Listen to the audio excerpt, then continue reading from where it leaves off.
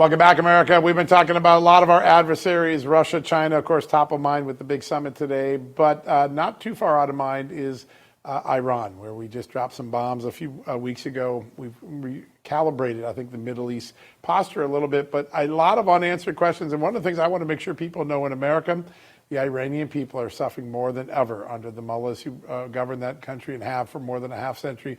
Joining me now, a member of the Foreign Affairs Committee of the National Council of Resistance of Iran, a good friend of mine, Dr. Ali Safavi. Ali, good to have you on. Well, thank you very much, John. It's always nice to be on your show and looking forward to a great conversation. We always do. I always enjoy when I have you on. Let's start with what's been going on the ground in Iran. Executions, extraordinary violence and pain and suffering among the Iranian people at the hands of their own government. Give us an update of how bad it is. Absolutely. You hit the nail right on the head.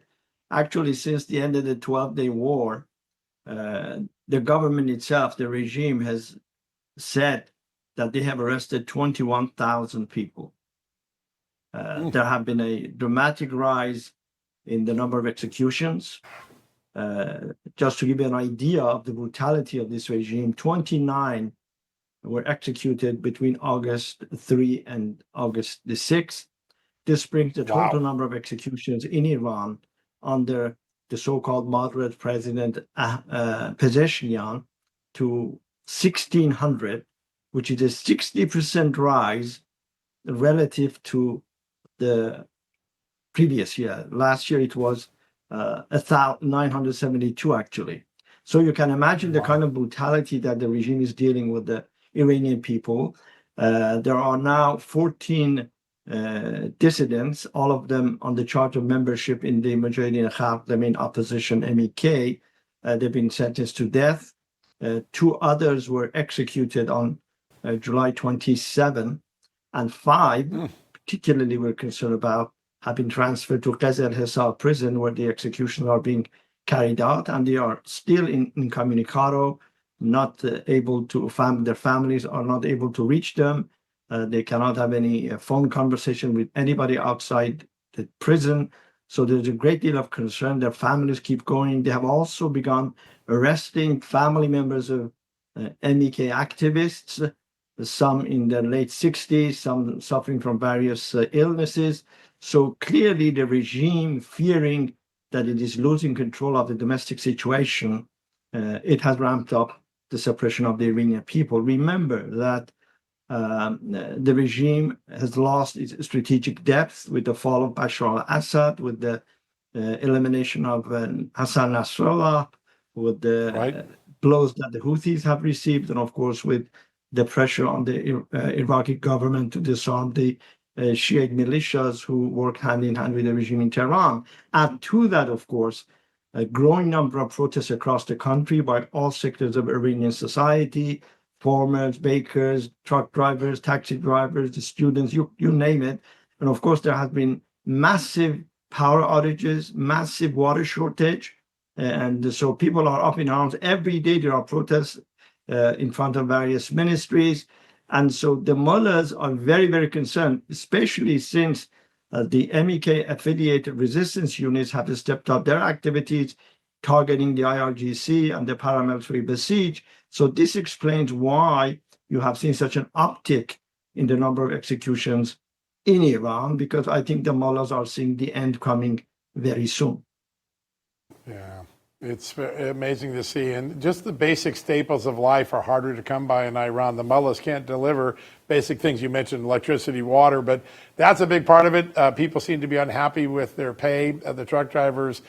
So beyond the destabilization that's occurred by the U.S. Bombings, it does seem like the mullahs are looking to their own people like they can't run the government anymore, right? Absolutely. In fact, now anybody who wages a protest on any issue is labeled the fifth columnist. And of course, the defeat that the regime suffered, both in the region and of course, the blows that it received in the 12-day war, a lot of people are questioning the authority of Khamenei.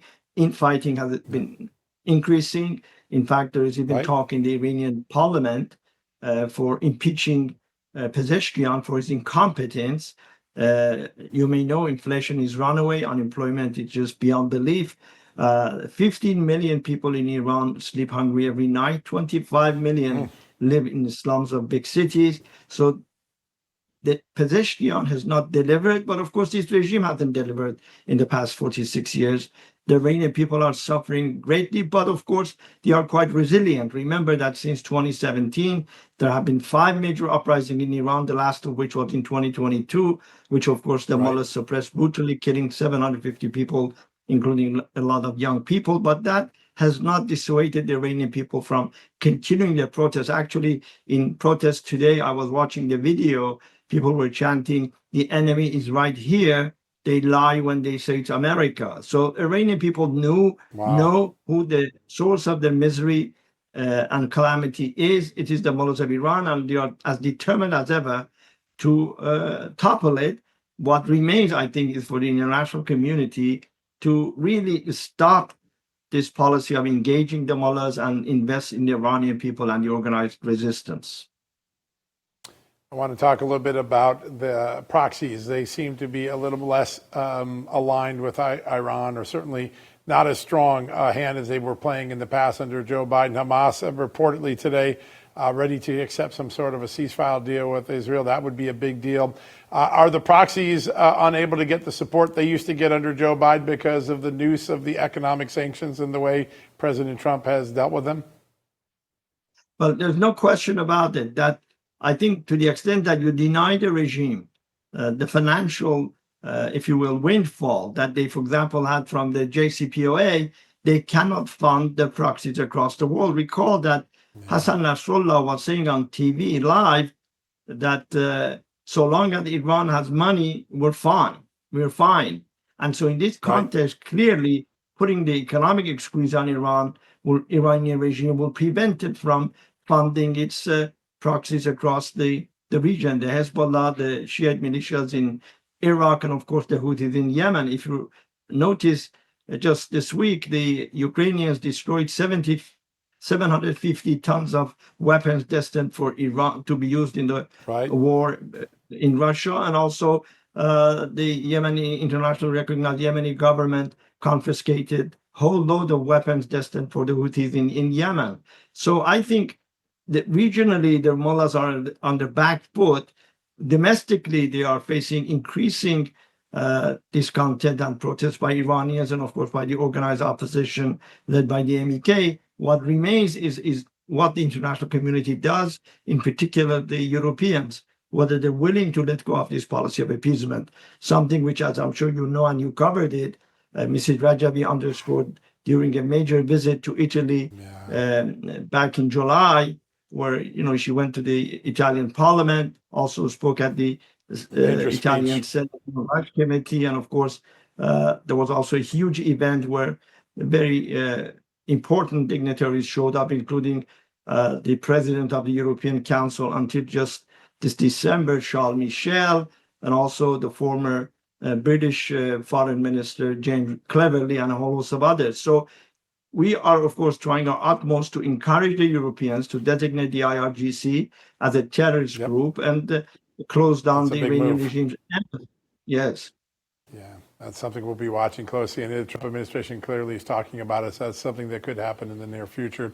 Dr. Ali Safavi, we always get a great update from you. We learn so much about what we can't see with our eyes from you guys. It's a great honor to have you on today. Sure. Just one thing that I should also mention, John, is coming up on September the 6th, there will be a huge rally in Brussels where Iranians will be condemning the executions in Iran and will be calling on the international community to stand with the Iranian people.